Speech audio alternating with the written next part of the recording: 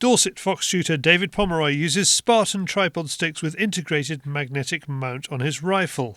You can put it on the rifle and let go basically, and then from there it's 360, so you can put it anywhere you like and let go and still spot with the thermal. So yeah, fantastic bit of kit. You can individually adjust the legs, so if you're on uneven ground, very good. I can't praise them enough. So here's a test. How easy is that magnetic mount to find in the dark? You can see David because of the infrared on the camera. To him, this is pitch black. Turn him around 3 times and let him go. Yeah, got the stick. Straight on.